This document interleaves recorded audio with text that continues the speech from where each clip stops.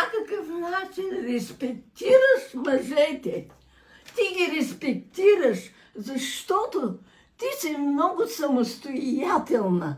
Ти сама си изкарваш парите, после пътуваш, оправяш се с всякакви проблеми в живота си, като решиш и го правиш. Всички тия неща. Кой ще бъде той?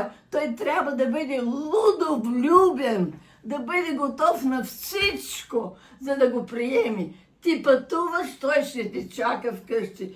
Той иска и не, ти решаваш друго, защото ти си самостоятелна, ти това.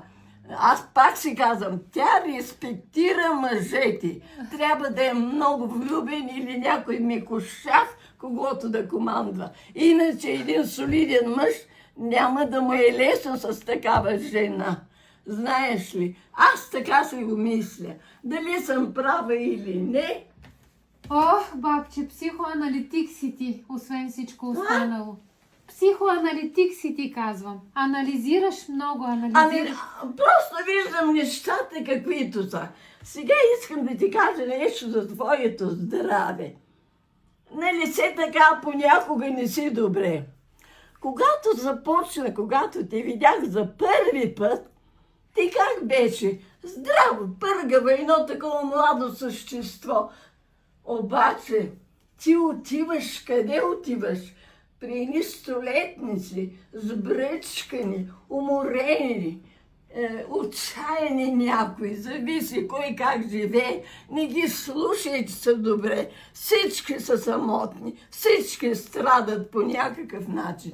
Ти отиваш с твоята енергия, ти им придаваш своето излъчване, твоята енергия, ти ги зареждаш добре, обаче те какво ти дават? Своите страдания. Ти без да се усетиш и тяхното излъчване влиза в теб. И без да усетиш, то ти действа на психиката. Изобщо, година след година. То не беше един, не са двама столетници. От всички ти вземаш по нещо от техните страдания. Ти им даваш своето здраве, своята енергия, ти ги зарадваш, оживяваш ги, но замяна това, те не ти дават тия неща, те ти дават техния посърнал живот, тяхното отчаяние и то влиза в теб, няма как да не ти повлияе на здравето. Това съм го мислила, мисля, че съм права в това отношение. И зато и според мен, Мирче, имаш нужда от хора, които обичат планината, които се възхищават на природа, на всичко. Ти трябва да си сред природата, защото я обичаш. Ти си природен човек, ти ще се възродиш, ако имаш компания такава. По планината, по екскурзии, по такива работи, песен, движение и така нататък, ще се оздравиш. Това е моето мнение, мила моя, за здравето ти.